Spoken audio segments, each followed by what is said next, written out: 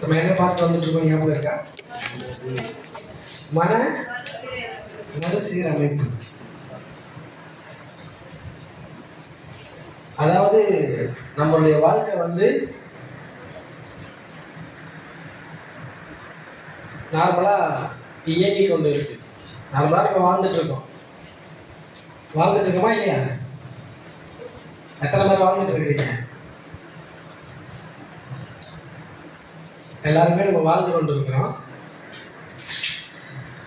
எதை பேஸ் பண்ணி நம்ம வாழ்ந்துட்டு இருக்கிறோம் அப்படின்னா, நல்லா கவனிச்சுக்கோங்க.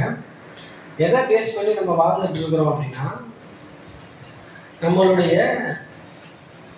மனது எந்த அளவுக்கு விரிவாக்கப்பட்டு இருக்குதோ, ஒரு காரியத்தை குறித்து நம்மளுடைய மனது எந்த அளவுக்கு தெளிவு பெற்றிருக்குதோ, அதாவது தெரிந்து கொண்டு இருக்குதோ, அந்த லெவலில் தான் நம்ம வாழ்ந்து கொண்டு இருக்கிறோம். நம்ம இப்போ வாழ்கிறத விட அடுத்த லெவலுக்கு நம்ம போகணும் அப்படின்னா, நல்லா கவனிங்க. இப்போ நம்ம வாழ்கிற லெவல்ல இருந்து அடுத்த லெவலுக்கு நம்ம போகணும் அப்படின்னா, நமக்கு இருக்கிற ஏற்கனவே இருக்கிற அந்த மன அமைப்பை, அந்த மைண்ட் செட்டை என்ன பண்ணணும் அப்படின்னா, அடுத்த லெவலுக்கு எடுத்துட்டு போகணும். இப்போ நீங்க வாழ்ந்துட்டு இருக்கிறீங்க. இன்னைக்கு என்ன டேட்டு? சத்தமா சொல்லுங்க. 12. எந்த மாசம்? 12ஆம் தேதி 7வது மாசம் 2026வது வருஷம். இன்னைக்கு நீங்க ஒரு லெவல்ல நீங்க இருக்கிறீங்க, வாழ்ந்துட்டு இருக்கிறீங்க.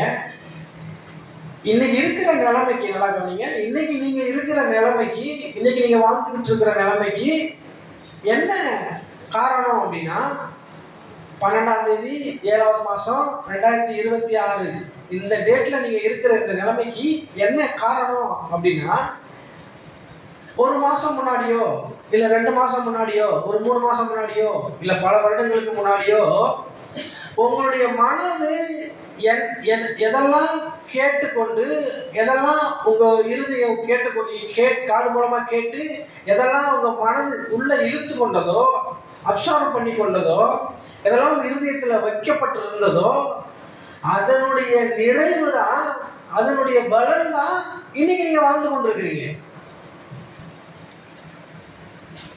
நேற்று, போன வாரம், போன மாசம், போன வருஷம், ஒரு 3 மாசம் முன்னாடி நீங்க வளர்க்குற செடிக்கு என்ன உரம் போன வாரம் நீங்க போட்டீங்களோ, அதுக்கு முந்தின வாரம் என்ன உரம் போட்டீங்களோ, அதனுடைய பலனைத்தான் இன்னைக்கு நீங்க அதை பழமா எடுத்து சாப்பிட முடியும். ஒரு மாங்காய் மரம் இருக்குதுன்னு வச்சுக்கோங்களேன், அது நல்ல பலனை கொடுக்கணும் அப்படின்னா நீங்க இன்னைக்கு உரம் போட்டீங்க அப்படின்னா, இன்னைக்கு போய் உங்க மரத்தை சுற்றி, அந்த மரத்தை பண்படுத்தி, மண்ணெல்லாம் சீர்படுத்தி, இன்னைக்கு நீங்க உரம் வாங்கிட்டு வந்து அதை சுற்றி தூவுனீங்க அப்படின்னா, அந்த தூவுன உரத்தினுடைய பலனை நீங்க என்னைக்கு அனுபவிக்க முடியும்? ஒரு வாரம் கழிச்சோ, ஒரு மாசம் கழிச்சோ, 3 மாசம் கழிச்சோ, 6 மாசம் கழிச்சோ, அந்த நீங்க இன்னைக்கு போடுற உரத்தை அது சத்தெல்லாம் எடுத்து அது சாப்பிட்டு அதனுடைய பலனை அது வெளியே கொடுக்கும். அப்போ நீங்க இருக்கிற நிலைமைக்கு, இப்ப அந்த மரம் இருக்கிற நிலைமைக்கு என்ன காரணம் அப்படின்னா, இதுக்கு முன்னாடி அதுக்கு கொடுக்கப்பட்ட சத்து தான் இன்னைக்கு அந்த மரம் காட்டுது. அதோட பலனை தான் இன்னைக்கு காட்டுது. அப்போ நீங்க இப்ப இருக்கிற நிலைமைக்கு, இப்ப வாழ்ந்துகிட்டு இருக்க நிலைமைக்கு, இப்ப இருக்கிற சூழ்நிலைக்கு நீங்க 1 மாசம் முன்னாடியோ, 2 மாசம் முன்னாடியோ, 3 மாசம் முன்னாடியோ என்ன ஒரு வார்த்தையை நீங்க கற்றுக்கொண்டீர்களோ, உங்க ஆவிக்குரிய மனிதனுக்கு என்ன உணவு கொடுத்தீங்களோ நீங்க, அதனுடைய பலனை தான் நீங்க இன்னைக்கு அனுபவித்துக் கொண்டு இருக்கிறீர்கள். புரியுதா சிஸ்டர் நான் சொல்றது? இன்னைக்கு நான் நல்லா பலசாலியா திடகாத்திரமா இருக்கிறேன் அப்படின்னா, நான் இதுக்கு முன்னாடி நான் சாப்பிட்ட உணவு எப்படிலாம் நான் சாப்பிட்டனோ, எத்தனை நாள் நான் பட்டி கிடந்தேன்னா இப்படி ஆகிட்டு இருப்பேன். ஏன்னா அத்தனை நாள் நான் சாப்பிடல. இப்போ நேற்று காலையில நான் சாப்பிடல. நல்லா கவனிங்க. நேற்று காலையில நான் சாப்பிடல அப்படின்னா, இப்போ நேற்று காலையிலைக்கு உரிய சாப்பாடை நான் இப்போ சாப்பிட முடியுமா? ஆனால் நேற்று காலையில் நான் சாப்பிட்டு இருந்திருந்தேன் அப்படின்னா இன்னைக்கு நான் அந்த எனர்ஜியை இன்னைக்கு நான் வெளிக்காட்ட முடியும் உங்ககிட்ட. ஸோ இப்போ நீங்கள் இருக்கிற நிலைமைக்கு, இப்போ இருக்கிற சூழ்நிலைக்கு, இப்போ நீங்கள் இருக்கிற உங்களுடைய வாழ்வு ஆதாரத்துக்கு யாரு காரணம், என்ன காரணம் அப்படின்னு கவனிச்சிங்க அப்படின்னா, நீங்கள் இன்னைக்கு நிலைமைக்கு நீங்கள் கோடீஸ்வரனா மாறி இருந்திருக்கலாம், லட்சாதிபதியா நீங்க ஆளி இருந்திருக்கலாம். ஆனா நீங்க போன மாதங்களிலே, போன வாரங்களிலே, போன வருடங்களிலே என்ன உழைப்பை நீங்க பயன்படுத்தினீர்களோ அதனுடைய விளைவை தான் நீங்க இன்னைக்கு அனுபவித்துக் கொண்டிருக்கிறீர்கள். இப்ப நீங்க இன்னைக்கு எதை பயன்படுத்தி கொண்டு இருக்கிறீர்களோ இதைத்தான் நீங்க அடுத்த மாசம் நீங்க அனுபவிக்க போறீங்க. நீங்க போன மாசம் ஃபாலோ பண்ணின அதே உணவு முறையை இந்த மாசமும் ஃபாலோ பண்ணினீங்க அப்படின்னா, நீங்க போன மாசம் ஃபாலோ பண்ணின அதே ஆவிக்குரிய முறைகளை இந்த மாசமும் நீங்க ஃபாலோ பண்ணினீங்க அப்படின்னா, நான் அடுத்த மாசம் நான் உங்களுக்கு போதிக்கும் பொழுது நீங்க இதே நிலைமையில தான் இருப்பீங்க. நான் போன மாசம் நான் உங்களுக்கு போதிச்சேன். என்ன போதிச்சேன் யாருன்னா சொல்லுங்க பார்ப்போம்.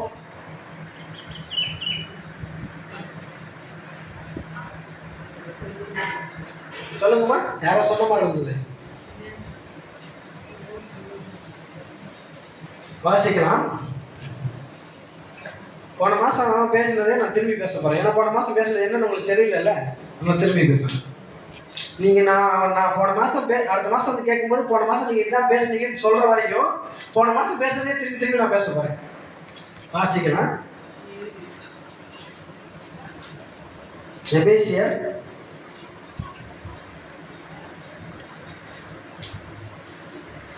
1வது அதிகாரம், எபேசியர் 1வது அதிகாரம் 19வது வசனம். எதுக்காக நம்ம சபைக்கு வர்றோம்? எதுக்கு சிஸ்டர் நம்ம சபைக்கு வர்றோம்? எதுக்காக வேலையெல்லாம் விட்டுட்டு லீவை போட்டுட்டு ஞாயிற்றுக்கிழமை ஆச்சுன்னா சபைக்கு போகணும்? எதுக்கு வர்றோம் சொல்லுங்க பார்ப்போம். சரி, எதுக்கு வர்றாங்கன்னு நீங்க சொல்ல வேணாம். இது எதுக்கு வந்திருக்கீங்க? நீங்க இப்ப எதுக்கு வந்திருக்கீங்க அதை சொல்லுங்க. எதுக்கு வந்திருக்கிறீங்க?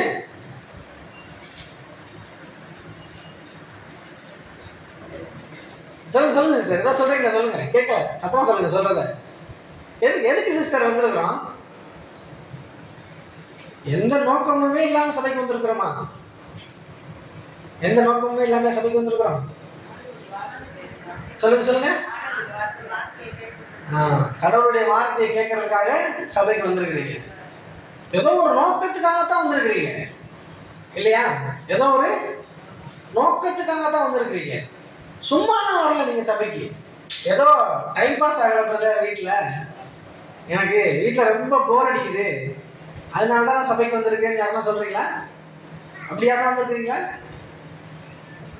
ஆனா எதுக்கு நம்ம சபைக்கு வந்திருக்கிறோம்? ஒரு ஒரு நோக்கத்துக்காக தான் சபைக்கு வந்திருக்கிறோம். எதுக்கு சிஸ்டர் நம்ம வேலைக்கு போறோம்? எதுக்கு சொல்லுங்க. நமக்கு ஒரு தேவை இருக்குது, அதை நிவர்த்தி பண்ணணுன்றதுக்காக நம்ம எல்லாம் வேலைக்கு போறோம். அதே மாதிரி எதுக்கு சபைக்கு வந்திருக்கிறோம் அப்படின்னா, நமக்கு ஒரு தேவை இருக்குது. இப்ப எப்படி மாம்ச பிரகாரமா வாழ்க்கையில வாழ்கிற பிரகாரமா நம்ம என்ன யோசிக்கிறோம் அப்படின்னா, எனக்கு அரிசி வாங்கணும், எனக்கு பருப்பு வாங்கணும், சக்கரை வாங்கணும், கரண்ட் பில் கட்டணும், ஸ்கூல் ஃபீஸ் கட்டணும், வாடகை கட்டணும், இது மாதிரிலாம் தேவைகள் இருக்குதா? தேவைகள் இருக்குதா? இந்த தேவைகளுக்காக என்ன பண்றோம் அப்படின்னா, இதை நிவர்த்தி செய்ய வேண்டும் என்பதற்காக நம்ம வேலைக்கு போய் சம்பாதிச்சு அந்த பணத்தை எடுத்துட்டு நம்மளுடைய தேவைகளை பூர்த்தி செஞ்சு கொள்றோம். அரிசி வாங்குறோம், சக்கரை வாங்குறோம், பருப்பு வாங்குறோம், என்னென்ன நமக்கு தேவையோ, கரண்ட் பில் கட்டுறோம், ஸ்கூல் ஃபீஸ் கட்டுறோம், வாடகை கட்டுறோம், என்னென்ன நம்ம கட்டுறோமோ அதெல்லாம் கட்டுறோம். அந்த தேவை இல்லை அப்படின்னா உங்களுக்கு எந்த தேவையுமே இல்லை, எல்லாமே பரிபூர்ணமா இருக்குது. எல்லாமே நிறைவா இருக்குது அப்படின்னா நீங்க யாருன்னா வேலைக்கு போவீங்களா? போக மாட்டோம். ஏன்னா எல்லாமே உங்களுக்கு வந்துட்டு இருக்குது. நம்ம ஏன் வேலைக்கு போகணும்? போக வேண்டியது இல்லை. அதே மாதிரி எதற்கு சபைக்கு வர்றீங்க அப்படின்னா, எதற்காக சபைக்கு வர்றீங்க அப்படின்னா, அடுத்த வாரம் திருப்பி வந்து கேட்பாங்க, எதுக்கு சிஸ்டர் வந்துருக்கீங்க அப்படின்னு. இந்த பதில நீங்க வந்து சொல்லணும். எதற்காக நீங்க சபைக்கு வர்றீங்க அப்படின்னா, எதுக்காக சபைக்கு நம்ம எல்லாரும் வர்றோம் அப்படின்னா, எப்படி சரீர பிரகாரமாக மாம்ச பிரகாரமாக தேவைகள் இருக்கிறதோ அதே மாதிரி உங்களுக்குள்ளாக இருக்கிற ஆவிக்குரிய மனிதனுக்கு, ஆவிக்குரிய உங்க ஆள் மனதிற்கு, உள்ளான மனிதனுக்கு இந்த பிரபஞ்சத்தின் மூலமாக உங்களுக்கு தேவைகள் இருக்கிறது. உங்க ஆவிக்குள்ளாக தேவைகள் இருக்கிறது. அந்த ஆவிக்குரிய மனிதனுக்கு இருக்கிற தேவைகளை என்னன்றத நீங்க கண்டுபிடிச்சு அந்த தேவைகளை நீங்க நிறைவேற்றும் போது, அந்த ஆவிக்குரிய மனிதனுக்குரிய தேவைகளை நீங்க நிறைவேற்றும் போது, நீங்க வெளிப்பிரகாரமாக மாம்ச பிரகாரமாக உங்களுக்கு இருக்கிறதான தேவைகள் எல்லாம் அது ஆட்டோமேட்டிக்கா நிறைவேறுகிறத உங்க கண்களால நீங்கள் காண முடியும். ஏதாவது புரியுதா நான் சொல்றது? அதாவது வாடகை கட்டுறதுக்கும் கரண்ட் பில் கட்டுறதுக்கும் வேலைக்கு போறீங்க, கரெக்டா? வாடகை கட்டுறதுக்கும் கரண்ட் பில் கட்டுறதுக்கும் நீங்க நினைக்கிறீங்க நான் வேலைக்கு போறேன் அதுக்காக அப்படின்னு. ஆனா நான் சொல்றேன், நீங்க வாடகை கட்டுறதுக்கும் நீங்க கரண்ட் பில் கட்டுறதுக்கும் வேலைக்கு போய் அதை எடுத்து அதை காசா பணமா கையில பார்த்து அதை எடுத்து கொண்டு போய் வாடகை கொடுக்குறீங்க, கரண்ட் பில்ல கட்டுறீங்க. இந்த தேவை, இந்த மாம்ச பிரகாரமான இந்த உலக பிரகாரமான இந்த தேவைகளுக்கும் உங்க ஆவிக்குரிய மனிதனுக்கு இருக்கிறதான அந்த தாகம், பசி தாகம், அந்த ஒரு ஏக்கம், ஆவிக்குரிய மனிதனுக்கு இருக்கிறதான ஏக்கம், அந்த ஏக்கத்துக்கும் நீங்க ஸ்கூல் ஃபீஸ் கட்டுறதுக்கு கரண்ட் பில் கட்டுறதுக்கும் மிகப்பெரிய ஒரு சம்பந்தம் இருக்கிறது. நீங்க ஆவிக்குரிய மனிதனுக்கு உரிய தேவைகளை என்ன ஆவிக்குரிய மனிதனுக்கு தேவைகள் இருக்கிறது என்பதை நீங்க கண்டுபிடிச்சு அந்த ஆவிக்குரிய தேவைகளை ஒன்னொன்னா நீங்க நிறைவேற்ற ஆரம்பிக்கும் போது இந்த மாம்ச பிரகாரமா இருக்கிற, வெளிப்பிரகாரமா இருக்கிற இந்த தேவைகள் எல்லாம் எளிதாக, ஈஸியாக, சுமூகமாக நிறைவேறுகிறத உங்களுடைய கண்கள் காணும். பிரியமானவர்களே, வாசிங்க எபேசியர் 1ஆம் அதிகாரம். தாம் கிறிஸ்துவை மரித்தோரிலிருந்து எழுப்பி அவரிடத்தில் நடப்பித்த தமது பலத்த சத்துவத்தின் வல்லமைப்படியே விசுவாசிக்கிறவர்களாகிய நம்மிடத்திலே காண்பிக்கும் தம்முடைய வல்லமை மகா மேன்மையான மகத்துவம் இன்னதென்று நீங்கள் அறியும்படிக்கு அவர் உங்களுக்கு பிரகாசமுள்ள மனக்கண்களை கொடுக்க வேண்டும் என்று வேண்டிக் கொள்ளுகிறேன். நீங்க அவர் வச்சிருக்கிற மகா மேன்மையான, வல்லமையான, மகத்துவமான இதெல்லாம் என்னதென்று நீங்க அறியும்படிக்கு, உங்களுடைய ஆவிக்குரிய மனிதனுக்கான தேவைகள் எல்லாம் என்னதென்று நீங்கள் அறியும்படிக்கு என்ன பண்ணணுமா? உங்களுடைய மனக்கண்களை நீங்கள் பிரகாசப்படுத்தணுமா? மனக்கண்களை பிரகாசப்படுத்தணும். ஆவிக்குரிய மனிதனுக்கு இப்போ நம்ம மாம்ச பிரகாரமா நம்மளுக்கு கண்ணு இருக்கு. இப்போ நம்ம கண்ணு வந்து பார்க்குறோம். பார்க்கும் பொழுது ஒரு குறிப்பிட்ட தூரம் நம்ம பார்க்குறோம். என்னால் எவ்வளோ தூரம் பார்க்க முடியுதோ அவ்வளோ தூரம் நான் பார்க்குறேன். ஒரு சில பேர் நீங்கள் கொஞ்சம் வயசாகிடுச்சுன்னா நீங்கள் எழுதியிருக்கிற வார்த்தையை வாசிங்க அப்படின்னா உங்களால் வாசிக்க முடியுமா? கண்ணு தெரியுமா? இப்போ எனக்கே வந்து அந்த லாஸ்ட்ல எழுதி இருந்துச்சுன்னா, சின்ன எழுத்த ரொம்ப சின்ன எழுத்த எழுதி இருந்துச்சுன்னா தெரியுமா தெரியாதான்னு தெரியல. ஆனா இங்க எழுதப்பட்டிருக்கிறது எனக்கு தெரியுது, கர்த்தரிலும் அவருடைய சத்துவத்திலும் வல்லமையிலும் பலப்படுதல் அப்படின்னு எழுதப்பட்டிருக்குது. எனக்கு தெரியுது. லாஸ்ட்ல உட்கார்ந்துருக்கவங்க உங்களுக்கு தெரியுது அதுல என்ன எழுதப்பட்டிருக்குதுன்னு? தெரியல. ஏன்னா நம்முடைய மாம்ச பிரகாரமான கண்கள் எந்த அளவுக்கு பிரகாசமா இருக்குதோ, எந்த அளவுக்கு பிரகாசமா இருக்குதோ அந்த அளவுல நம்ம பார்க்க முடியுது. அதே மாதிரி ஆவிக்குரிய மனிதனுக்கு கண்கள் கொடுக்கப்பட்டிருக்கிறது. ஆவிக்குரிய மனிதனுக்கு கண்கள் கொடுக்கப்பட்டிருக்கிறது. அந்த கண்களை தான் நம்ம மனக்கண்கள் என்று சொல்லுகிறோம். அந்த கண்களை தான் ஆழ் மனது அப்படின்னு நம்ம சொல்லுகிறோம். அந்த ஆழ் மனதை தான் நீங்க இன்னும் பிரகாசப்படுத்தணும். பிரகாசப்படுத்தணும் அப்படின்னா இப்ப எனக்கு இங்க தெரியல இது வார்த்தை இன்னும் நல்லா பிரகாசமா தெரியணும் அப்படின்னா நான் என்ன பண்ணணும் அப்படின்னா, என்னோட கண்ணுல இதெல்லாம் குறைபாடு இருந்துச்சு அப்படின்னா அதை சரி பண்றதுக்குரிய போஷாக்க, விட்டமின்ஸ, மினரலை நான் என்னோட வாய் மூலமா அனுப்பி அது என்னுடைய சரீரத்துல உள்ள போய் என்னோட வயிறுல அது செரிச்சு அது என் ரத்தத்துல கலந்து அந்த மினரல்ஸ் போய் என் கண்ணுக்கு இன்னும் பிரகாசத்தை கொடுக்கும். புரியுதா? கண்ணு சரியாவே கொஞ்சம் தெரியல பிரதர்னா கொஞ்சம் கீரை சாப்பிடுங்க. டாக்டர் சொல்றாரா கீரை கொஞ்சம் நல்லா சாப்பிடுங்க, கண்ணு நல்லா தெரியும். கொஞ்சம் ஞாபக சக்தியே இல்லைன்னா ஒரு வல்லார கீரை சாப்பிடுங்க, கொஞ்சம் நல்லா நினைவு வரும் சொல்றாங்களா? அப்போ அந்த வெளிப்பிரகாரமா இருக்கிற அந்த கீரைக்கும் என் சரீரத்தில் இருக்கிற கண்ணுக்கும் ஏதோ கனெக்ஷன் இருக்குது. வெளிப்பிரகாரமா யாரோ விளைவிக்கிற கீரைக்கும் என் சரீரத்துல சொந்தமா இருக்கிற என் கண்ணுக்கும் ஏதோ ஒரு கனெக்ஷன் இருக்குது. இப்போ வெளிப்பிரகாரமா போதிக்கிற நான் போதிக்கிற இந்த வசனத்துக்கும் நீ உங்களுடைய ஆவிக்குரிய மனுஷனுக்கு கண்ணு இருக்குதுன்னு சொன்னேன் இல்லையா, அந்த கண்ணுக்கும் ஏதோ ஒரு லிங்க் இருக்குது. எப்படி யாரோ விளைவிக்கிற அந்த கீரைக்கும் என் கண்ணுக்கும் சம்பந்தம் இருக்குதோ அதே மாதிரி நான் போதிக்கிற இந்த வசனமாகி இந்த கீரைக்கும் இந்த வசனத்துக்கும் உங்களுடைய ஆவிக்குரிய மனிதனுக்கு இருக்கிறதான அந்த கண்களுக்கும் மிகப்பெரிய ஒரு சம்பந்தம் இருக்குது. உங்க கண்ணு பிரகாசம் அடையணும் அப்படின்னா, உங்க ஆவிக்குரிய மனக்கண்கள் பிரகாசம் அடையணும் அப்படின்னா நீங்க இந்த வார்த்தையாகிய இந்த கீரையை உங்க ஆவிக்குரிய மனிதனுக்காக நீங்க உட்கொள்ள வேண்டியதா இருக்கிறது. நீங்க ஆவிக்குரிய மனிதனுக்கு இந்த சரியான வார்த்தைகளை எடுத்து ஆவிக்குரிய மனிதர்களை நீங்க ஒர்க் அவுட் பண்ணும்போது, மெடிடேஷன் பண்ணும்போது, இந்த வார்த்தை எடுத்து தியானம் பண்ணும்போது உங்களுடைய ஆவிக்குரிய கண்கள் பிரகாசம் அடைஞ்சு பிரகாசமா மாறி என்ன பண்ணுது அப்படின்னா, நீங்க இதுவரைக்கும் பார்த்துக்கிட்டு இருந்த தூரத்தை காட்டிலும் அதிகமான தூரத்தை உங்க வாழ்க்கையில பார்க்கும்படியாக அந்த கண் பிரகாசப்படுத்தப்படுகிறது.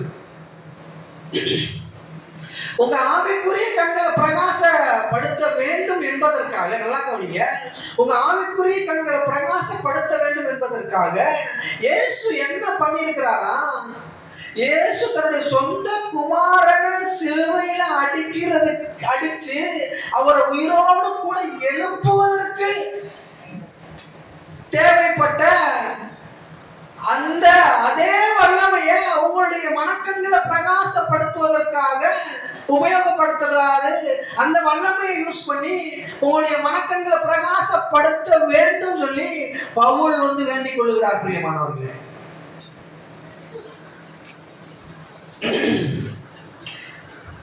தாம் கிறிஸ்துவை மரித்தோரிலிருந்து எழுப்பி அவரிடத்திலே நடப்பித்த தமது பலத்த சத்துவத்தின் வல்லமைப்படியே விசுவாசிக்கிறவர்களாகிய நம்மிடத்திலே அதை காண்பிக்கும் பொருட்டு, உங்களுடைய ஆவிக்குரிய மனக்கண்கள்ல அந்த பிரகாசத்தை காண்பிக்கும் பொருட்டு, அதை உண்டாகும் பொருட்டு, உங்களுடைய மனக்கண்கள் பிரகாசப்பட வேண்டும் என்பதற்காக அவர் என்ன பண்றாரா அப்படின்னா, தம்முடைய வல்லமையின் மகா மேன்மையான மகத்துவம் என்னதென்று நீங்கள் அறியும்படிக்கு, அதை தெரிஞ்சுக்கிறதுக்காக, அதை புரிஞ்சுக்கிறதுக்காக, அதை பத்தி நீங்க கண்டுபிடிச்சுக்கிறதுக்காக உங்களுடைய மனக்கண்களை, உங்களுக்கு பிரகாசம் உள்ள மனக்கண்களை கொடுக்க வேண்டும் என்று பவுல் என்ன பண்றாரா, வேண்டிக் கொள்ளுகிறாரா.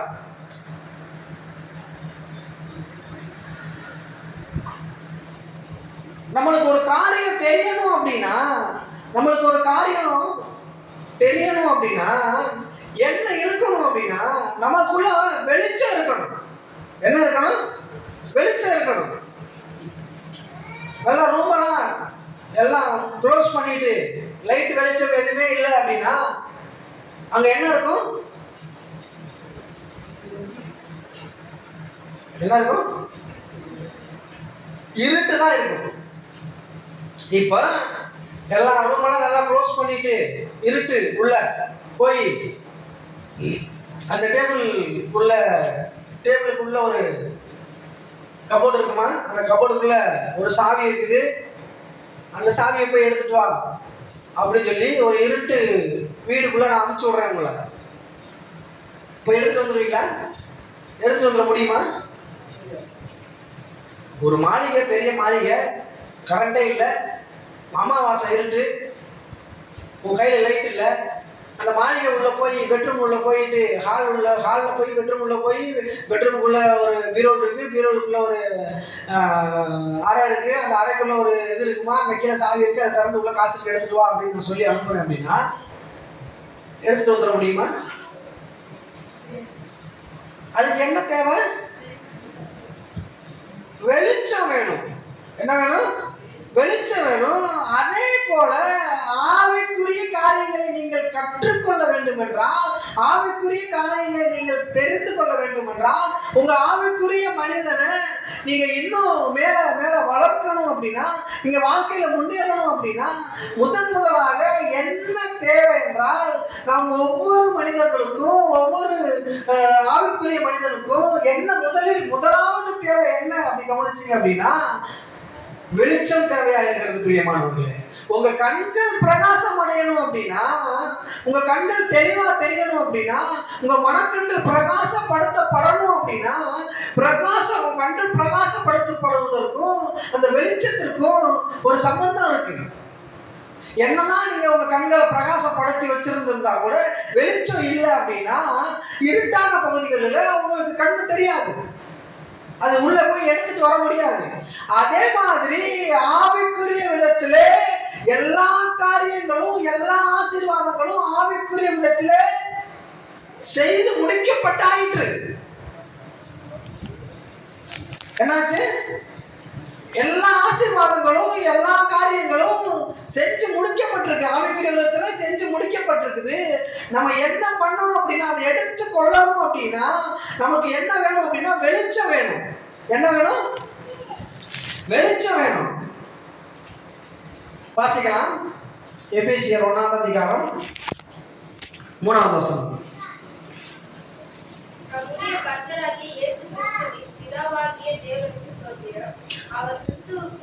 அவர் கிறிஸ்துவுக்குள் உன்னதங்களிலே ஆவிக்குரிய சகல ஆசீர்வாதங்களினாலும் நம்மை ஆசீர்வதிக்கிறார். இல்லைங்க, நம்மளை ஆசீர்வதிக்கிறார்ல. கரெக்டா வாசிங்க. ஆசீர்வதித்து இருக்கிறார். ஆசீர்வதிக்கிறார் அப்படின்னா இனிமேல் ஆசீர்வதிக்க போறாரு. ஆனா இனிமேல் அவர் ஆசீர்வதிக்கலங்க. அதுல என்ன போட்டிருக்கு வேதத்துலன்னா, எல்லாரும் நல்லா பாருங்க, கவனிச்சு உத்து பாருங்க. அவர் ஆசீர்வதித்திருக்கிறார். என்ன பண்ணிருக்கிறாரு? சகல ஆசீர்வாதங்களையும், ஆவிக்குரிய சகல ஆசீர்வாதங்களையும் அவர் கிறிஸ்துவுக்குள்ள உன்னதங்களில ஆசீர்வதித்திருக்கிறார். ஆல்ரெடி உங்களுக்கு என்ன ஆசீர்வாதங்கள் தேவைன்னு நீங்க விரும்புறீங்களோ, உங்களுடைய மனது என்ன ஆசீர்வாதம் தேவைன்னு விரும்புதோ, உங்களுடைய இருதயம், உங்களுடைய ஆள் மனது, உங்களுடைய உள்ளான மனிதன், உங்களுடைய ஆவிக்குரிய மனிதன் எனக்கு என்ன ஆசீர்வாதங்கள் தேவைன்றத, எந்த லெவல்ல என்ன ஆசீர்வதிக்கப்பட வேண்டும்ன்றத நீங்க உங்களுடைய ஆவிக்குரிய மனிதன் எதை முடிவு பண்ணி வச்சிருக்கிறானோ அந்த ஆசீர்வாதங்கள் எல்லாம் ஆல்ரெடி கிறிஸ்துவுக்குள்ள மகிமையில உன்னதத்துல ஆசீர்வதிக்கப்பட்டு ஆயிற்று. எல்லாமே முடிஞ்சிருச்சு. ஆனா அதை நீங்க நீங்க எந்த லெவல்ல மேல போகணும்னு விரும்புறீங்களோ, உங்க ஆவிக்குரிய மனிதன் எந்த லெவல்ல மேல போகணும்னு விரும்புறானோ அந்த லெவல்ல தான் அந்த ஆசீர்வாதங்கள்லாம் ரிலீஸ் ஆகும். நான் சொன்னேன் இல்லையா, ஒரு பெரிய மாளிகை இருக்குது, அதுல எங்க எங்க என்னென்ன இருக்குதுன்றது முதல்ல உங்களுக்கு தெரியணும். தெரிஞ்சாதான் அதை போய் நீங்க எடுத்து யூஸ் பண்ணவே முடியும்.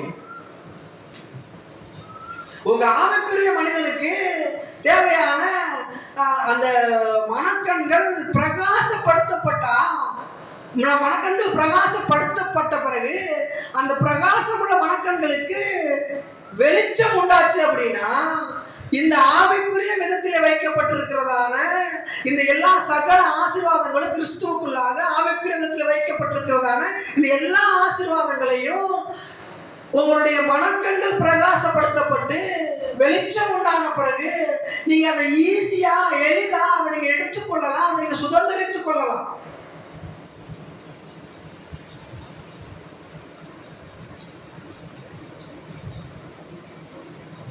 முதல்ல உங்களுடைய மனக்கண்கள் பிரகாசப்படுத்தப்படணும். இரண்டாவது வெளிச்சம் உண்டாகணும். வெளிச்சம் உண்டாகணும் அப்படின்னா கடவுளுடைய வார்த்தையை நீங்க வாசிக்கும் பொழுது, கடவுளுடைய வார்த்தைகளை எடுத்து நீங்க தியானிக்கும் பொழுது, கடவுளுடைய வார்த்தையை எடுத்து நீங்கள் மெடிடேஷன் பண்ணும் பொழுது உங்களுடைய ஆவிக்குரிய மனிதனுக்கு வெளிச்சம் உண்டாகிறது. வாசிக்கலாம். ஆதியாகமம் 1ஆம் அதிகாரம் 1ஆம் வசனம். ஆதியாகமம் 1ஆம் அதிகாரம் 1ஆம் வசனம். ஆதியிலே தேவன் வானத்தையும் பூமியையும் சிருஷ்டித்தார். வாசிங்க. பூமியானது ஒழுங்கின்மையும், நல்லா கவனிங்க, நல்லா கவனிங்க, நல்லா கவனிச்சுக்கோங்க. ஆதியிலே தேவன் என்ன பண்ணாரு? வானத்தையும் பூமியையும் சிருஷ்டித்தார். அது எப்படி இருந்துச்சு?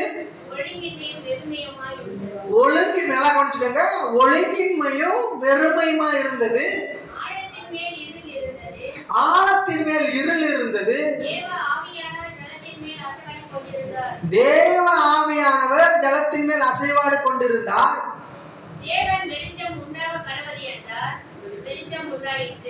நான் கேட்கிறேன், நல்லா கவனிங்க. ஆதியிலே என்ன பண்ணாரு? வானத்தையும் பூமியையும் சிருஷ்டித்தார். ஆதியில என்ன பண்ணாரு? திரும்பி கேட்கிறேன், ஆதியில அவர் என்ன பண்ணாரு? ஓகே, வானத்தையும் பூமியை சிருஷ்டித்தாரு. இருள சிருஷ்டித்தாருன்னு போட்டிருக்கா எங்கேயாச்சும்? அப்ப எங்க வந்துச்சு அந்த இருள்? அவர் என்ன சிருஷ்டித்தாரு? வானத்தையும் பூமியை தான் சிருஷ்டித்தாரு. இருள எங்கேயா சிருஷ்டித்தாரா? சிருஷ்டிக்கல. நல்லா கவனிங்க. அதே மாதிரி ஆதியில தேவன் வானத்தையும் பூமியை சிருஷ்டித்தார் அப்படின்னா அந்த அதே மாதிரியே ஆவிக்குரிய விதத்துல பேசுறவா சொல்லியா, இப்ப ஆவிக்குரிய விதத்துல உங்களுக்கான எல்லா ஆசீர்வாதங்களையும் உருவாக்கி சிருஷ்டித்து வச்சிருக்கிறார். என்ன பண்ணிருக்கிறாரு? சிருஷ்டித்து உருவாக்கி ஆவிக்குரிய விதத்துல கிறிஸ்துவுக்குள்ள உன்னதத்துல அவர் வச்சிருக்கிறார் எல்லா ஆசீர்வாதங்களையும். அதை எடுத்துக்கொள்ளணும், அதை உபயோகப்படுத்தணும் அப்படின்னா உங்க ஆவிக்குரிய மனிதனுக்கு ஒண்ணு தேவை இருக்குது. ஒரு தேவை இருக்குது ஆவிக்குரிய மனிதனுக்கு. என்ன தேவை இருக்குது அப்படின்னா, அவர் ஆதியில வானத்தையும் பூமியையும் சிருஷ்டித்தாரு. தொடர்ந்து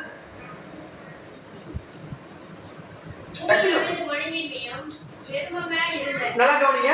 ஆதியில வானத்தையும் பூமியை சிருஷ்டித்தாரு. பூமி எப்படி இருந்துச்சு? ஒழுங்கின்மையும் வெறுமையுமா இருந்துச்சு. அவர் ஆவிக்குரிய விதத்துல எல்லா ஆசீர்வாதங்களும் சிருஷ்டித்து வச்சிருந்தாலும் கூட, அவர் உன்னதங்களில் எல்லா ஆசீர்வாதங்களும் சிருஷ்டித்து வச்சிருந்தாலும் கூட, இன்னைக்கு உங்க வாழ்க்கையை பார்க்கும் பொழுது, உங்க நடைமுறை வாழ்க்கையை பார்க்கும் பொழுது ஒழுங்கின்மை இருக்குது, வெறுமை இருக்குது, இல்லாம இருக்குது, தரித்திரம் இருக்குது, கஷ்டம் இருக்குது, நஷ்டம் இருக்குது, நோய் இருக்குது, எல்லாமே இருக்குது.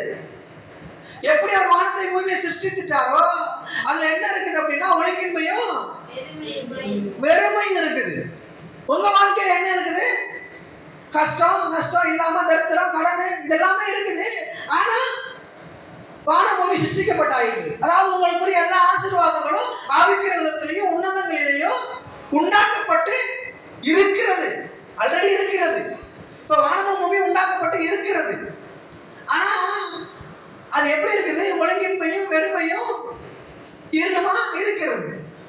ஒழுங்கின்மையை உண்டாக்குனாரா தேவன்? போட்டுருக்கா சிஸ்டர் எங்கேயாச்சும்? வானமும் தேவன் ஆதியிலே வானமும் பூமியும் சிருஷ்டித்தார், ஒழுங்கின்மையும் வெறுமையும் உண்டாக்கினார், இருளை உண்டாக்கினார் எங்கேயாவது போட்டுருக்குதா? உண்டாக்குனாரா அவரு? உண்டாக்கலங்க. அவர் உண்டாக்குனது ஆசீர்வாதத்தை தான் உண்டாக்குனாரு, ஜீவனத்தை அவர் உண்டாக்குனாரு. இதோ உனக்கு முன்பாக மரணத்தையும் ஜீவனையும் வச்சிருக்கிறேன், நீ போய் ஜீவனை தெரிஞ்சுக்கொள். அப்படிதான் சொன்னார் அவரு. நீங்க ஜீவனை தெரிஞ்சுக்கொள்ளத்தான் நீங்க அழைக்கப்பட்டிருக்கிறீங்க. நீங்க ஆசீர்வாதத்தை சுதந்திரித்து கொள்ளத்தான் நீங்க அழைக்கப்பட்டிருக்கிறீங்க.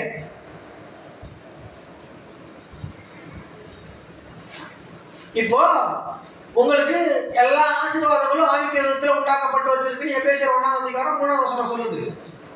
சொல்லுதா?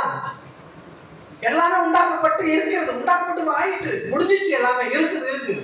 அதே மாதிரி வானமும் பூமியும் உண்டாக்கப்பட்டு ஆயிற்று, எல்லாமே முடிஞ்சிருச்சு. அது எப்படி இருக்குதுன்னா ஒழுங்கின்மையும் வெறுமையுமா இருந்தது. ஆழத்தின் மேல் இருள் இருந்தது. பரிசுத்த ஆவியானவர் அசைவாடி கொண்டிருந்தார். இன்னைக்கு நான் சொல்றேன், ஆவிக்குரிய விதத்துல எல்லா ஆசீர்வாதங்களும் உண்டாக்கப்பட்டு ஆயிற்று, பரிசுத்த ஆவியானவர் அசைவாடி கொண்டிருக்கிறார். ஆனா இப்ப என்ன நடக்கணும் அப்படின்னா, வானமும் பூமியும் படைக்கப்பட்டுச்சு, அது எப்படி இருந்துச்சு? ஒழுங்கின்மை வெறுமையுமா இருந்துச்சு. இப்ப ஒழுங்கின்மையை ஒழுங்குபடுத்தணும். கரெக்டா? அப்படித்தானே போட்டிருக்கு. ஒழுங்கின்மையா இருக்கு, வெறுமையா இருக்கு, இருள் இருக்கு. ஃபர்ஸ்ட் என்ன பண்றது? அடுத்து பூமியானது எப்படி இருக்கு? ஒழுங்கின்மை. ஃபர்ஸ்ட் என்ன இருக்கு? ரெண்டாவது என்ன இருக்கு? ஃபர்ஸ்ட் ஒழுங்கின்மை இருக்கு, ரெண்டாவது வெறுமை இருக்கு. ஆனா நல்லா கவனிக்கங்க, தேவன் வந்து ஒழுங்கின்மை இருக்கு, வெறுமை இருக்கு. முதல்ல என்ன இருக்குது? ஒழுங்கின்மை இருக்கு. ரெண்டாவது என்ன இருக்கு? வெறுமை இருக்கு. ஆனா தேவன் என்ன பண்றாருன்னா, நல்லா கவனிங்க, தேவன் என்ன பண்றாரு அப்படின்னா, இந்த ஒழுங்கின்மை ஒழுங்கா மாறக்கடவுது அப்படின்னு சொல்லியிருக்கலாமா இல்லையா? ஏன்னா ஒழுங்கின்மை தானே முதல்ல இருக்குதுன்னு சொல்லியிருக்காரு, வெறுமை தானே முதல்ல இருக்குதுன்னு சொல்லியிருக்கிறாரு. இந்த வெறுமை நிறைவாய் மாறக்கடவுது அப்படின்னு சொல்லியிருக்கலாமா இல்லையா? சொல்லுங்க பிரதர், சொல்லுங்க சிஸ்டர். அப்படித்தானே பைபிள்ல போட்டுருக்குதுல்ல, ஒழுங்கின்மையா இருக்கு, வெறுமையா இருக்கு. முதல்ல ஒழுங்கின்மையை மாத்திருக்கலாம், வெறுமையை மாத்திருக்கலாமா இல்லையா? உங்க வாழ்க்கையிலேயே ஒழுங்கின்மை இருக்குது, வெறுமை இருக்குது. ஆனா வானமும் பூமி சிருஷ்டிக்கப்பட்டு இருக்குது. அதாவது சகல ஆசீர்வாதங்களும் ஆவிக்குரிய உண்டாக்கப்பட்டு இருக்கிறது. எல்லா ஆசீர்வாதமும் உண்டாக்கப்பட்டு இருக்குது. உங்க வாழ்க்கையிலே ஒழுங்கின்மை இருக்குது, வெறுமை இருக்குது. இப்ப நீங்க இந்த ஒழுங்கின்மையை பார்த்து, இந்த இல்லாமையை பார்த்து, இந்த தரித்திரத்தை பார்த்து, இந்த கஷ்டத்தை பார்த்து, இந்த கால்வலியை பார்த்து, இந்த நோயை பார்த்து நீங்க கதறீங்க. எப்படி சரியாகணும்? இந்த சூழ்நிலையிலிருந்து எப்படி மீண்டு வர போறணும்? இந்த கஷ்டத்திலிருந்து எப்படி வெளியே வர போறணும்? இந்த நோயிலிருந்து எப்படி வெளியே வர போறணும்? இந்த கடன் பிரச்சனையிலிருந்து எப்படிதான் நான் மீண்டு வர போறணும் தெரியலையே அப்படின்னு எல்லாரும் குழம்பிக்கிட்டு இருக்கிறீங்க. ஆனா தேவன் ஒழுங்கின்மையை பார்த்து, ஒழுங்கின்மையை நீ சரியா மாறு அப்படின்னு சொல்லல. நீங்க சொல்லிக்கிட்டு இருக்கிற மாதிரி உங்க தரித்திரத்தை, கஷ்டத்தை, உங்க நோயை, உங்க பிரச்சனையை பார்த்து சரியாகு சொல்லல. வெறுமையை பார்த்து வெறுமையே நிறைவா மாறுலாம் தேவன் சொல்லல பிரதர், சொல்லல சிஸ்டர். அவர் என்ன சொல்றாரு அப்படின்னா, நல்லா கவனிங்க, அவர் என்ன சொல்றாரு அப்படின்னா, அவர் சொல்லுகிறாரு, வாசிங்க சிஸ்டர். தேவன் வெளிச்சம் உண்டாக கடவுதுன்னு சொல்றாரு. அவரு ஒழுங்கின்மை சீரா மாறுன்னு சொல்லல, வெறுமையா நீ நிறைவா மாறுன்னு சொல்லல. அவர் வெளிச்சம் உண்டாக கடவுதுன்னு சொல்றாரு. என்ன சொல்றாரு? வெளிச்சம் உண்டாக கடவுதுன்னு சொல்றாரு. நான் சொல்லுகிறேன் பிரியமானவர்களே, எத்தனை உங்களுடைய உள்ளான மனிதர்கள், எத்தனை ஆவிக்குரிய விதத்திலே எத்தனை பேர் நீங்கள் உங்களுடைய கஷ்டங்களை பார்த்து, உங்களுடைய இல்லாமையை பார்த்து, உங்களுடைய தரித்திரத்தை பார்த்து, உங்களுடைய நோயை பார்த்து நீங்கள் எவ்வளவு காலம் கூக்குரலிட்டுக் கொண்டிருந்தாலும் அது சரியாக போறதே கிடையாது.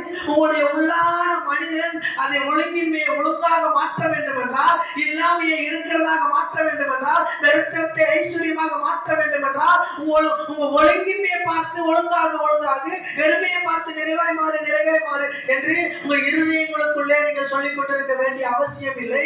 நான் சொல்லுகிறேன், உங்களுக்காக பிரகாசப்படுத்தப்பட்டு கொண்டிருக்கிற உங்களுடைய மனக்கண்களுக்கு முதலாக உங்களை குறித்ததான, உங்கள் ஆவிக்குரிய மனிதனை குறித்ததான, உங்கள் ஆவிக்குரிய வாழ்க்கையை குறித்ததான வெளிச்சம் முதலாவது உண்டாக்கப்பட வேண்டிய காரியமா இருக்கிறது. பிரியமானவர்களே,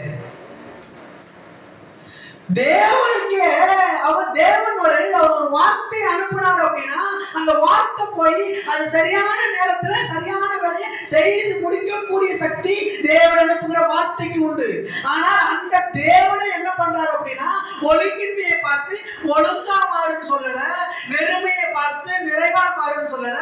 அவர் சொல்லுகிறார், வெளிச்சம் உண்டாக கடவுள் என்று சொல்லுகிறார். பிரியமானவர்களே, நான் சொல்றேன், உங்க தரித்திரம் போகணும் அப்படின்னா, உங்களுக்கு இல்லாம இருக்கிறதா மாறணும் அப்படின்னா, உங்களுடைய நோய் உங்களை விட்டு போகணும் அப்படின்னா, நீங்கள் செய்ய வேண்டிய ஒரு காரியம் என்னவென்றால், உங்களுடைய மனக்கண்களுக்கு வெளிச்சம் உண்டாக்க வேண்டும். பிரியமானவர்களே, எழும்பி பிரகாசி, உன் ஒளி வந்தது என்று சொல்லப்பட்டிருக்கிற வார்த்தையின் பிரகாரமாக நான் சொல்லுகிறேன். பிரியமானவர்களே, முதலாவது உங்க வெறுமை மாறணும், உங்க தரித்திரம் மாறணும், உங்க இல்லாம மாறணும் அப்படின்னா, உங்க ஆவிக்குரிய மனிதனுக்கு என்ன தேவையா இருக்கிறது என்றால், ஆவிக்குரிய வெளிச்சம் தேவையா இருக்கிறது. பிரியமானவர்களே,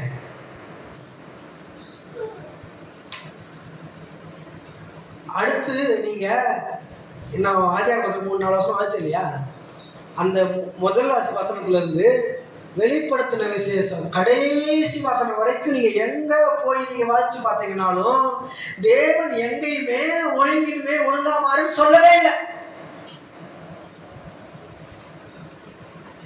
வெறுமையே நிறைவா மாறுன்னு சொல்லவே இல்லை. போய் படிச்சு பாருங்க நீங்க. ஆனா வெளிச்சம் உண்டாச்சு அப்படின்னா, நல்லா கவனிங்க, வெளிச்சம் உண்டாயிருச்சு அப்படின்னா ஏற்கனவே பூமி ஒழுங்காகத்தான் இருந்தது, சரியாகத்தான் இருந்தது, நிறைவாகத்தான் இருந்தது. ஆதாமை உண்டாக்குவதற்கு முன்பதாகவே அவனுக்குரிய எல்லா தேவைகளும் ஏதேன் தோட்டத்திலே வைக்கப்பட்டிருந்தது, பரிபூர்ணமா வைக்கப்பட்டிருந்தது, சம்பூர்ணமா வைக்கப்பட்டிருந்தது. என்ன வரல அப்படின்னா வெளிச்சம் தான் வரல. உங்களுக்கும் எபேசியர் 1:3 சொல்லப்பட்டிருக்கிற வார்த்தையின் பிரகாரமாக உங்களுக்குரிய எல்லா காரியங்களும் செய்யப்பட்ட ஆயிற்று, எல்லா ஆசீர்வாதங்களும் செய்து முடிக்கப்பட்ட ஆயிற்று. உங்களுக்கு என்ன தேவை அப்படின்னா, ஆவிக்குரிய மனிதனுக்கு வெளிச்சம் தேவை. பிரியமானவர்களே, வெளிச்சம் வந்துச்சு அப்படின்னா ஒழுங்கா மாறணும்னு அவசியம் கிடையாது, வெறுமை நிறைவா மாறணும்னு அவசியம் கிடையாது. வெளிச்சம் வந்துருச்சு அப்படின்னா எல்லா ஆசீர்வாதங்களையும் உங்கள் கண்கள் காண ஆரம்பித்து விடுகிறது. பிரியமானவர்களே, வெளிச்சம் வரணும், ஆவிக்குரிய மனிதனுக்கு வெளிச்சம் வரணும். வெளிச்சம் வந்துச்சு அப்படின்னா நீங்க உங்க கண்கள் எந்த அளவுக்கு பிரகாசமா இருக்குதோ, எந்த அளவுக்கு உங்க கண்கள் பிரகாசப்படுத்தப்பட்டிருக்கிறதோ அந்த அளவுக்கு நீங்கள் உள்ளும் புறமுமாய் சென்று நல்ல மேய்ச்சலை கண்டடைகிற பிள்ளைகளாய் நீங்கள் மாறுகிறீர்கள். பிரியமானவர்களே,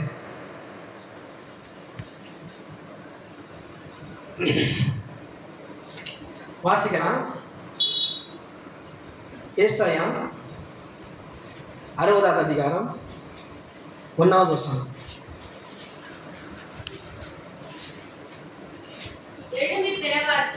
எழும்பி பிரகாசி, உன் ஒளி வந்தது, கர்த்தருடைய மகிமை உன்மேல் உதித்தது. ஆல்ரெடி கடவுள் நம்மளுக்கு வெளிச்சத்தை கொடுத்துட்டு இருக்கிறாரு. அவர் சொல்றாரு, நீ எழும்பி பிரகாசிக்க வேண்டிய காலமா இருக்கிறது, நீ எழும்பி பிரகாசி, உன் ஒளி வந்தது, கர்த்தருடைய மகிமை உன் மேல உதிச்சது. ஆல்ரெடி உதிச்சு ஆயிட்டு, கர்த்தருடைய மகிமை ஆல்ரெடி உன் மேல உதிச்சிருக்கு. ஆனா என்ன நடக்கல அப்படின்னா, அதை நம்ம புரிஞ்சு கொள்ளல, நம்ம அதை தெரிஞ்சுக்கிறல, அதை அறிஞ்சு கொள்ளல. ஆவிக்குரிய விதத்துல எல்லா ஆசீர்வாதங்களும் உண்டாக்கப்பட்டு இருக்குதுன்றத நம்ம இன்னும் புரிஞ்சு கொள்ளல, அறிஞ்சு கொள்ளல. ஆனா ஏற்கனவே உங்களுக்கு வெளிச்சம் கொடுக்கப்பட்டாயிற்று, ஏற்கனவே உங்களுக்கு பிரகாசமுள்ள மனக்கண்கள் கொடுக்கப்பட்டாயிற்று. அதற்காக தன்னுடைய சொந்த உயிரையே கொடுத்து அவர் சிலுவையில் அடிச்சு அவர் 3ஆம் நாள் உயிரோடு கூட எழுந்ததற்கு தேவைப்பட்ட அந்த வல்லமைய உங்களுக்குள்ள அனுப்பி அவர் உங்களுடைய மனக்கண்களை பிரகாசப்படுத்தி இருக்கிறாரு. ஒரு சொந்த குமாரனை உங்களுக்காக வார்த்தையாக இந்த உலகத்துல அனுப்பி அவர் உங்க இருதயத்துல ஆவிக்குரிய மனிதனுக்கு உங்க ஆவிக்குரிய மனிதனுடைய கண்களை திறந்து அவரு ஒரு வெளிச்சத்தை உண்டாக்கி இருக்கிறாரு. ஆனா நீங்க நம்ம என்ன பண்றோம் அப்படின்னா, ஒரு காரியத்தை பார்க்கும்போது, ஒரு பிரச்சனையை பார்க்கும்போது நம்ம ஆவிக்குரிய மனிதனை நல்லா கவனிங்க, ஆவிக்குரிய மனிதனை நம்ம டாமினேட் பண்ணிட்டு அவனை ஆவிக்குரிய மனிதனே நீ ஒரு ஓரமா இருறான், ஒரு பக்கமா இரு, இல்ல வெளியே வராது அப்படின்னு ஆவிக்குரிய மனிதனை உள்ள அமுக்கி வச்சுட்டு மாம்ச பிரகாரமா செயல்பட ஆரம்பிக்கிறோம். மாம்ச பிரகாரமா செயல்படுறோம். ஒரு பிரச்சனை வருது அப்படின்னா உடனே என்ன பண்றோம் அப்படின்னா, வா பார்த்துடலாம், நீ பெருசா நான் பெருசா பார்த்துடலாம் வா. அவன் ஒரு வார்த்தை பேசுனா 3 வார்த்தை திருப்பி பேசுறது. நம்ம சண்டைனா அப்படியே வரைஞ்ச கடியில் வந்து நிக்கிறது. எங்க இருந்து வருதுங்க இதெல்லாம்? எங்க இருந்து வருது? ஆனா ஆவிக்குரிய மனுஷனை நீங்க வளர்த்து வச்சிருந்தீங்க அப்படின்னா, ஆவிக்குரிய மனுஷன் மாம்ச பிரகாரமான மனுஷனை காட்டிலும் பெருசா வளர்ந்து நின்று இருக்கிறான் அப்படின்னா உங்களுக்குள்ள உங்களுக்கு ஒரு வெளிச்சம் அடிக்கும், ஒரு வெளிச்சம் அடிக்கும். அந்த வெளிச்சம் என்ன பண்ணும் அப்படின்னா, அந்த ஆப்போசிட்ல நிக்கிற மனுஷனுக்கு உள்ள இருக்கிற இருளை அது வெளிச்சமா மாத்தும். உங்ககிட்ட சண்டை போடணும்னு வேகமா வர்றவங்க கூட உன் முகத்தை பார்த்துட்டு சந்தோஷமா பேசிட்டு போவான். எப்படி அப்படின்னா, அவங்க ஆவிக்குரிய மனுஷன் வளர்ந்து நிக்கணும். நிக்கும் பொழுது அவன் உங்களோட சண்டை போடணும் மூட்ல வருவான். எப்படியாவது உங்க சண்டை போட்டு வாங்கிட்டு ஒரு மூட்ல வந்தா கூட அவன் உங்க முகத்தை பார்க்கும் போது உங்க ஆவிக்குரிய மனுஷனுக்குள்ளாக இருக்கிறதான வெளிச்சம் அவன் மேல அடிக்கும் போது அவனுக்குள்ளாக இருக்கிறதான இருள் விலகி அவன் என்ன பண்ணுவான் அப்படின்னா உங்ககிட்ட சந்தோஷமா மகிழ்ச்சியா பேசிட்டு போவான். நீங்க நாளைக்கு கொடுங்க சிஸ்டர், அடுத்த வாரம் கொடுங்க சிஸ்டர், அப்புறம் கொடுங்க சிஸ்டர், உங்களால எப்போ முடியுமோ அப்போ கொடுங்கன்னு சொல்லிட்டு போற அளவுக்கு உங்களுக்குள்ள இருக்கிறதான வெளிச்சம் கிரியை செய்ய வேண்டிய அவசியமா இருக்கிறது பிரியமானவர்களே. அதுக்கு என்ன பண்ணணும்? வெளிச்சம் வேணும் அப்படின்னா, வெளிச்சம் பிரகாசம் மறையணும் அப்படின்னா, ஒரு விளக்கு இன்னும் பிரகாசமா எரியணும் அப்படின்னா என்ன பண்ணணும்? என்ன பண்ணணும் சிஸ்டர்? விளக்கு நல்லா பிரகாசம் என்ன பண்ணணும்? எண்ணெய நல்லா ஊத்தணும். எண்ணெய் எந்த அளவுக்கு ஊத்துறீங்களோ அந்த அளவுக்கு வெளிச்சம் பிரகாசமா எரியும். நீங்க போடுற பல்பு எத்தனை வாட்ஸ் இருக்குதோ அதுக்கேற்ற மாதிரி வெளிச்சமா இருக்கும். 100 வாட்ஸ் போட்டீங்கன்னா ஒரு வெளிச்சம் இருக்கும், 1000 வாட்ஸ் போட்டீங்கன்னா அது மாதிரி 1000 மடங்கு வெளிச்சம் இருக்கும். அதே போல ஆவிக்குரிய மனிதனுக்கு நீங்க போசாக்கு கொடுக்கணும், அப்பதான் அவன் வளர்ந்து நிற்பான். ஆவிக்குரிய மனிதனுக்கு நீங்க சரியான சாப்பாடு கொடுத்தீங்கன்னா தான் அவன் வளர்ந்து நிற்பான். பிரியமானவர்களே, ஒவ்வொரு நாளும் நீங்க காலையில எழும் பொழுது நீங்க சொல்லணும், எனக்கான ஆசீர்வாதங்கள் ஆவிக்குரிய விதத்திலே கிறிஸ்துவுக்குள்ளே எபேசியர் 1ஆம் அதிகாரம் 3ஆம் வசனத்திலே சொல்லப்பட்டிருக்கிற வார்த்தையின் பிரகாரமான எனக்காக எல்லா ஆசீர்வாதங்களும் அது ஆல்ரெடி செய்து முடிக்கப்பட்டு இருக்கிறது. அதை காணும்படியாக என்னுடைய மனக்கண்களை திறந்தருளும் ஆண்டவனே அப்படின்னு சொல்லி நீங்க ஒவ்வொரு நாள் எழுந்து சொன்னீங்க அப்படின்னா உங்களுடைய மனக்கண்கள், உங்களுடைய ஆவிக்குரிய மனிதன் வெளிச்சத்தை உண்டாக்குகிற மனிதனாக மாறுகிறான். பிரியமானவர்களே, கர்த்தர் உங்களை ஆசீர்வதிப்பாராக. நம்ம தொடர்ந்து அடுத்த வாரம். டைம் ஆயிடுச்சு.